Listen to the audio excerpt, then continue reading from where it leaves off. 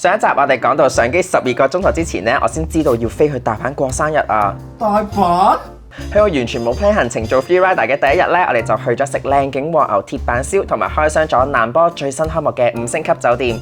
今集第二日嘅行程呢，我就帶大家去京都追櫻 shopping 同揾好嘢食啦！好食啊！早晨，今日呢係嚟到大阪嘅第二日啦，我哋啱啱呢就喺酒店度食完早餐，然之後咧而家就出發去京都啦。今日嘅行程咧其實都幾超嘅，就係去京都度追櫻啦。因為其實而家都4月中㗎啦，相信咧都唔會好似滿開咁靚嘅。咁但係難得嚟到又仲有個花味咧，所以就諗住去影埋寫真咁樣咯。大家期待下我今日嘅行程啦！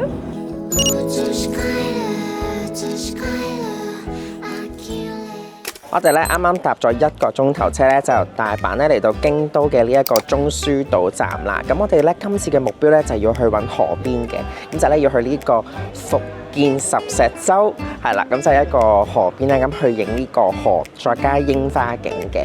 咁而家咧我哋就見到附近即係落車咧都會有其他遊客啦，咁我哋就諗住隨意咁樣喺呢一個 area 度慢慢行下，行3-4分鐘左右咧就已經係嚟到呢一度啦。唉，尋日咧可能因為太熱啦，所以咧好多樹咧啲櫻花都已經跌晒啦，變咗綠色嘅葉啦。哇！呢度都好靚喎，而家行過嚟呢條橋俾大家睇下，全部都係櫻花花瓣啊！喺條河度好靚啊，粉紅色噶。雖然咧佢而家咧啲櫻花樹咧有啲綠色葉咧走咗出嚟啦，同埋好似甩咗好多花瓣咁，但係咧咁樣望落去成條河咧都仲係粉紅色咧，都好壯觀嘅。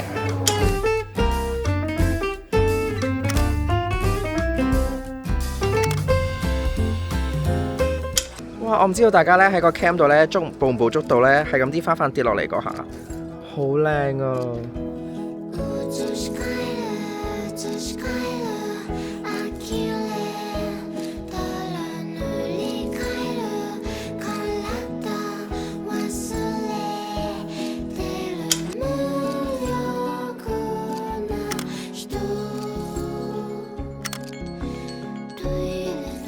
有少少 sad 啊，因為咧我哋嚟到呢個咧應該係最多人影嗰條橋好靚嗰個位咧，啲櫻花咧都落得七七八八啦，而家真係得翻啲樹葉樹枝咁樣啦，冇辦法啦，每個行程都硬係會有少少遺憾嘅，咁可以俾個藉口自己第日再嚟京都啊嘛。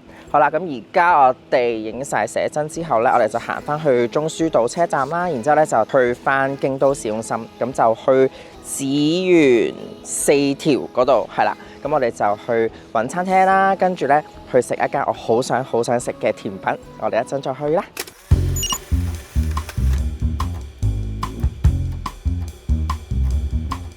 我哋啱啱咧喺紫園4條站一出嚟咧，心血來潮，好想食鰻魚飯啦！咁然之後就不停 search 啊，呢個站附近有啲咩咧？咁原來咧呢個站上面就已經係高島屋啦。咁高島屋對面咧仲會有一個商場嘅，就叫做河原町花園。咁然之後咧個花園上面咧7樓同埋8樓咧係一個 food hall 嚟嘅。咁然之後我哋就揾到咧呢一個 food hall 嘅8樓咧有呢一間咧都好出名，叫做炭佬嘅一個鰻魚飯喎。咁佢都好高分㗎，喺 Google 嗰度4點幾分啦。咁然之後就好啦，咁上嚟就食鰻魚飯啦。趁住仲有1個鐘頭時間，因為咧佢係會有落場嘅，佢收3點嘅，咁就啱啱好啦。咁而家坐低就可以慢慢食呢一個鰻魚飯啦。最多嚟到啦個鰻魚飯，我哋咧係見到咧廚師咧係即時咧喺出面咧燒嘅呢個鰻魚。咁然之後咧呢個飯咧，我嗌呢個咧係 deluxe set 嚟嘅 ，deluxe set 呢個就5280 yen 啦。咁然之後咧佢係有一大碗嘅鰻魚飯啦，然之後咧佢另外咧有個碟仔咧仲裝咗鰻魚嘅。咁然之後咧我哋另外一個 set 咧就嗌咗一個係牛肉拼鰻魚嘅。咁我試咗呢一個齋鰻魚嘅先。咁好得意喎！佢會咧有埋呢一個茶煲啦 heat 住咁樣啦，應該咧就係俾我哋咧鰻魚飯3味咁樣咧，就係食咗原味啦。咁又可以咧倒埋呢一個咧就變做茶漬飯，咁再加埋 wasabi 啊、紫菜啊同埋葱咁樣啦。咁而家試咗呢一個新鮮嘅鰻魚飯先。佢咧呢間嘢咧最特別咧就係佢話佢係用近江米去做嘅，咁仲要話佢呢度嘅鰻魚咧係究極滋味啊！咁我睇下有幾究極啦。果然係即燒。個鰻魚咧係脆㗎，脆卜卜嗰個鰻魚燒到好香，個汁咧我覺得剛剛好，唔會話太甜，好好食喎。有佢個茶漬飯都好似好吸引喎。平時咧我就唔太 prefer 茶漬飯，我中意食原味嘅。咁但係呢個咧攞住個火咧 heat 住嗰個湯咧，搞到我好想試。好香魚湯味啊！佢嗰個茶漬嗰個湯底都好好食喎。而家咧浸咗一陣，會有淡淡嘅魚湯味啦，但係咧成個感覺係冇咁流嘅。食鰻魚飯嗰個湯咧，個鰻魚咧食落去都仲係脆嘅，誇張。跟住咧，我哋第二樣咧就嗌咗牛肉拼鰻魚啦。咁咧，我試佢個牛肉先，因為鰻魚咧就應該同啱啱嗰個 deluxe 咧係一樣嘅，不過呢個鰻魚嘅份量就會少好多。牛肉就一般咯，我會寧願食翻松屋咯。如果係牛嘅話，因為我覺得佢而家就咁食咧，我覺得加埋飯一齊食我都覺得偏鹹，因為個飯本身都有汁，但係佢個牛肉咧係好濃味、好鹹嘅。果然都係咧，嚟到日本咧，佢出名啲咩咧？佢專做鰻魚，我哋就嗌翻鰻魚就算啦。食完鰻魚飯啦，咁然之後咧，我哋咧本身仲揾咗一間好想食嘅甜品啦，咁但係咧而家實在太飽啦，所以咧我哋就決定咧周圍感受下京都先，因為咧每一次嚟京都咧之前都係好快閃式啦，同埋好有目的性地去揾啲寺廟啊，或者去上次嚟食拉麵啊，咁就冇好好咁樣行下京都嘅。咁然之後咧，我哋上網咧，其實就揾到一啲有日本本地時裝品牌嘅試 shop 啦。咁所以咧，趁而家有少少空檔咧，我哋又去行街睇下，會唔會揾到特別嘅靚衫啊？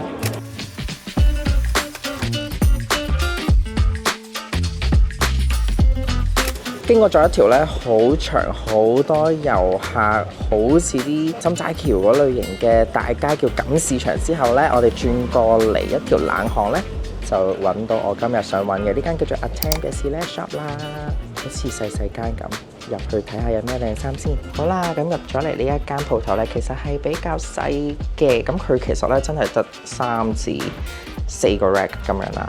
其實我中意行日本嘅 Select Shop，因為咧佢好多都係咧男裝嘅日本品牌，成間都係男裝啦。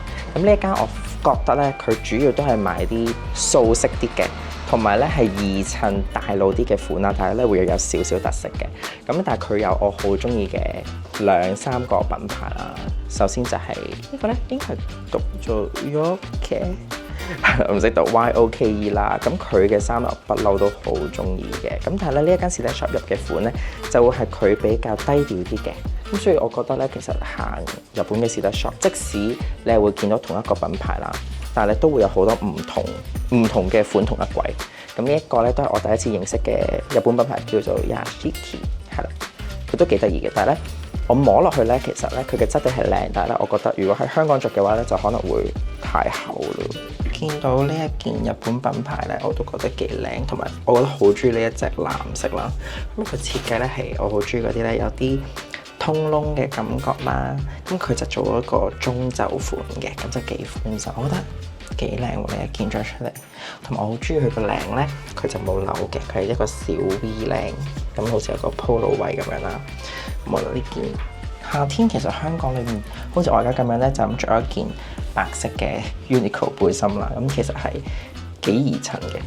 呢一件咧都係一開始 YOKE 我好中意嗰個 brand 嘅，咁咧但係呢一件佢好特別就係咧佢啲格仔咧中間係會有啲穿窿咁樣嘅，短身嘅厚冷外套啦，但好型喎！我穿錯窿添啊，睇下喺呢一度。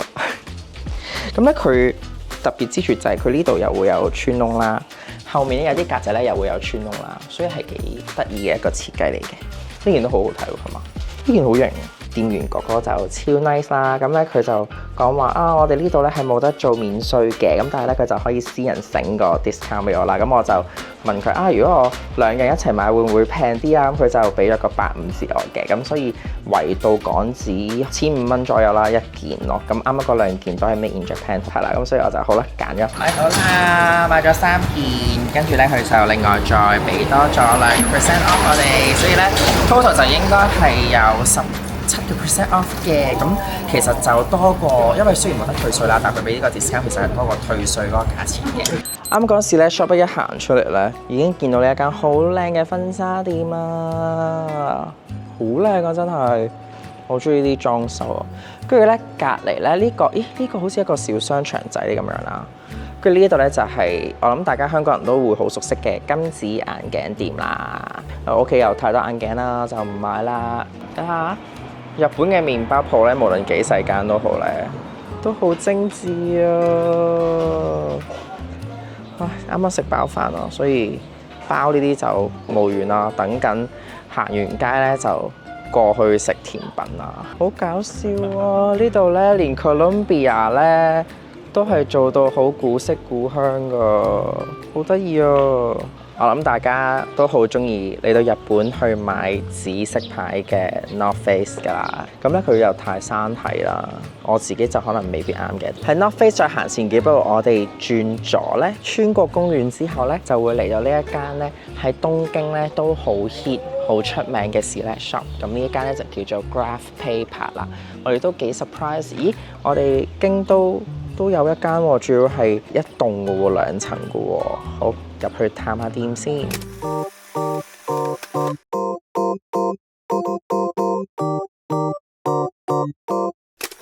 哇！呢間 select shop 嘅裝修真係神級喎，佢真係做到好似咧日式庭園咁樣啦。咁我啱啱穿過咗幾個石搭之後咧，就嚟到呢一度啦。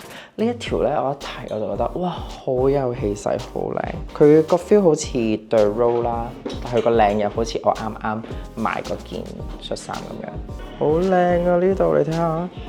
係和式嘅，啱啱咧佢哋啲同事咧就坐咗喺度咧整緊嗰啲俾客人試戴嗰啲頭套啊，好搞笑！我而家咧就係入咗嚟呢一個和室，隔離咧有道傳統日式嗰啲趟門啦。咁入咗嚟呢個好細嘅小密室咧就係呢度嘅 fitting room 啦。咁但係呢個 fitting room 咧佢就冇衣架嘅，所以咧我就要所有嘢劈晒喺地下，然之後咧再行翻出去個和室先至有鏡喺度可以見到自己着成點咯。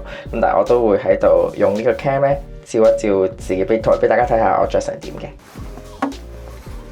好，試下第一件啦。咁咧佢就係好簡約風啦。佢嘅 cutting 咧係比起即係你望落去要覺得無印好似有啲差唔多，咁但係唔係嘅。你認真啲去睇咧，佢嘅 cutting 同埋版型咧係全部都超闊身嘅。係啦，咁呢個我就覺得夏天唔使點諗，好簡單咁樣着出街，襯翻我而家着緊嘅，譬如話米色啊、卡其色褲咧，都會好好睇。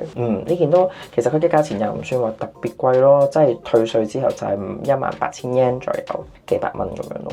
試埋個藍色先，咁呢一件咧藍色嘅 cutting 就有啲唔一樣啦，因為咧佢呢度咧就好似普通恤衫領啦，咁但係咧佢咧就係都係過頭笠嘅，咁佢就唔係開晒嘅 shirt 嚟。咁我出去俾 Anson 睇下先。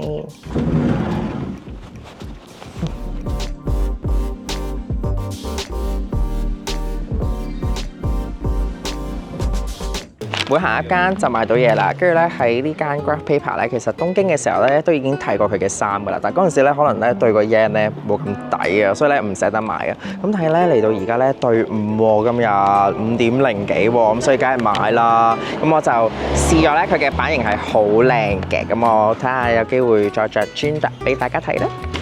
我又買衫買到唔知時間啦！我哋本身咧嗰間甜品店咧就叫做無愛山房啦，咁佢就收6點鐘嘅，而家已經咧係4點40分啊！咁所以咧我哋即刻就 call 的士啦。咁呢度咧都係 call Uber 咧，都係 call 啲當地嘅的士嘅。咁就大約係1000 yen，其實係50蚊港紙2個人，所以其實都幾抵喎。因為50蚊個車程大約係15分鐘左右嘅。咁我覺得，因為如果我哋要搭巴士搭鐵嘅話，其實都要可能200零300 yen 一個人咯。咁所以而家1000 yen 2個人就快速直達。因為咧嗰個甜品店咧係落咗車之後咧都仲要行成15分鐘嘅。咁而家我哋直達嘅話咧，咁就會方便好多啦。咁所以係啦。希望我哋趕得切，唔會閂門或者 last order 啦。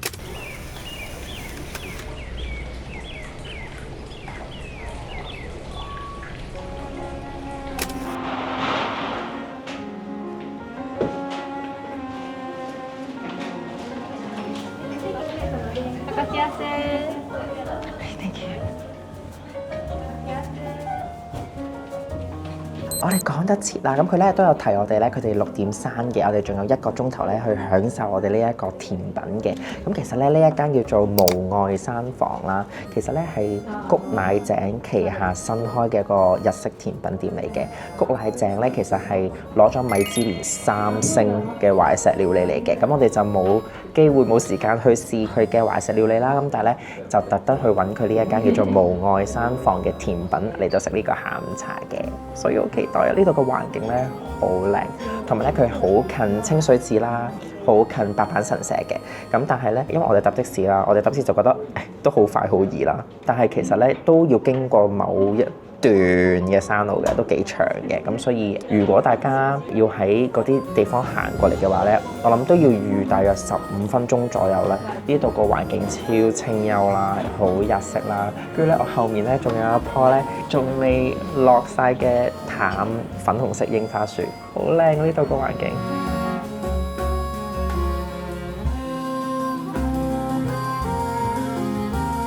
我應該試咗抹茶先，但係咧佢隻羹好難，我驚整冧佢啊！佢隻羹都好得意噶，好好食。佢嘅抹茶味，即係奶味同埋抹茶濃味嘅比例咧，佢抹茶係7，但係佢都仲 keep 到少少奶香味同埋奶嘅甜味嘅，即係30% 左右咯，3成，好好食咯！試下加埋。佢個巴菲裏面咧，仲會有啲紅豆啦，跟住咧會有個抹茶嘅啫喱啦，同埋有啲丸子嘅。我試下一啖拍晒落口先。佢抹茶啫喱咧，好香茶味，佢係唔甜嘅，所以咧變咗中和翻晒海綿蛋糕同埋雪糕嗰種甜味啦，加咗種清爽嘅感覺落去咯，成個 feel 又唔同咗喎。即刻試埋個士多啤梨先，你睇下個士多啤梨幾誇張，好靚啊！咁我見到佢咧就係上面鋪滿士多啤梨啦，跟住咧會有中間係士多啤梨嘅雪巴，士多啤梨仲好食，好食過抹茶。神級雪巴好好食，我好中意嗰種新鮮士多啤梨咧，人哋外國新鮮打出嚟果醬，但係咧會有啲綿啦，但係會食到少少沙嗰種感覺。咁個巴菲個底咧就係有雲呢拿雪糕嘅。唔係雲呢拿雪糕，我錯啦，係煉奶雪糕，係人哋咧好似 strawberry and cream 咧會落嗰種味啊，好好食啊！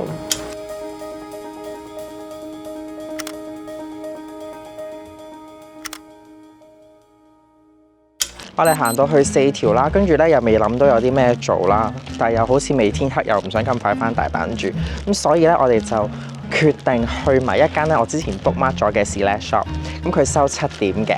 去到應該仲有時間行一個圈，跟住就喺京都食埋晚飯咧，我哋就翻大阪啦。希望又揾到靚衫，然之後揾到得意嘅好嘢食啦。因為咧，我哋轉入嚟呢條小巷咧，因為呢間Select Shop都幾隱世啊。跟住咧，我哋轉入嚟係發現咧有好多好得意嘅餐廳，同埋都幾有特色嘅。咁睇下一陣會唔會喺度可以食埋晚飯啦。我哋咧由4條即係高島屋嗰邊行入嚟咧，都要行成10分鐘左右先至揾到呢一間Select Shop啊！哇，好搞笑喎，好隱世咁喎，究竟係咪真係有得睇衫嘅咧？入去啦！哇，呢間係咪真係賣衫㗎？係啊，好搞笑喎！佢係好似咧喺一個日式嘅住宅入面咁㗎。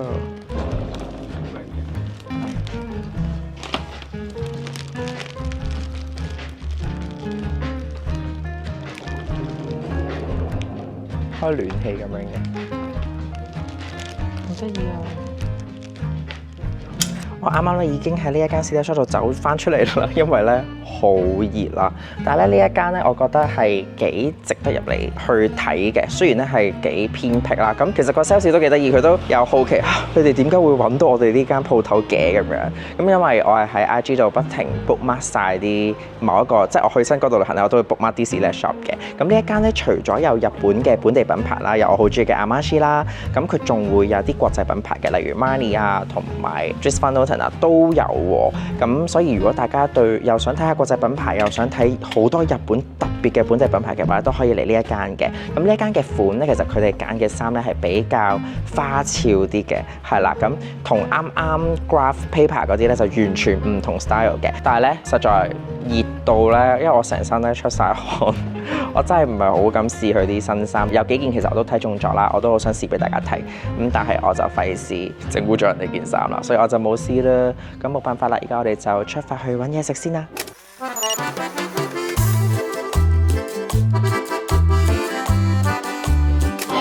我哋咧啱啱去完嗰陣時咧 shop 啦，跟住咧行翻出去大街咧，仲喺嗰條小巷度咧，就見到呢一間叫做 Sumibi to Wine 咁樣啦。咁跟住咧，我見到勁多日本人排隊啦，咁我就好奇之下睇下佢嘅 menu 啦。原來咧呢度係食日式同埋西式嘅 fusion 菜啦。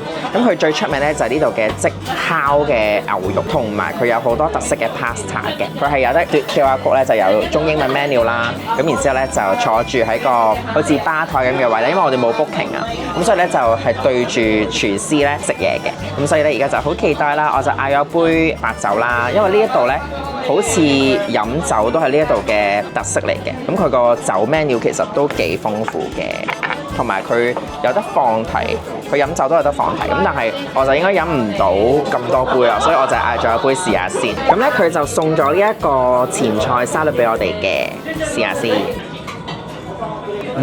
好好食喎！佢撈呢個汁係咩汁呢？少少似燒汁，然之後有好多脆脆啦，有番茄，有生菜，呢個好開胃喎！我哋嗌咗佢最 signature 嘅前菜呢，就係佢嘅鴨肉再加海膽壽司，但係點知嚟到呢，個鴨肉好似係生㗎，我有啲驚啊！但係嗌咗唔可以唔食㗎嘛，好得意㗎喎！佢係呢，有塊紫菜啦，跟住呢，佢係包咗一嚿鴨肉，然之後咧，同埋有嚿圓形嘅飯，中間咧就有個海膽嘅。我決定咧，為咗減輕嗰個感覺咧，成粒拍落去，試晒3樣嘢一齊食嗰個效果。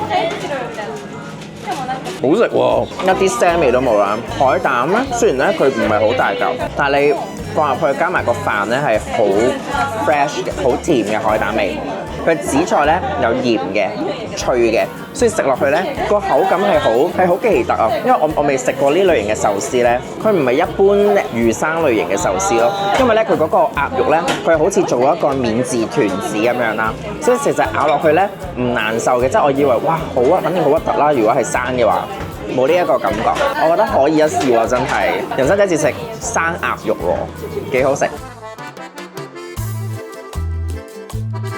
好快咧，我哋嗌嗰個 main 咧就係呢個白酒煮青口，好大隻喎，佢啲青口都，噔噔，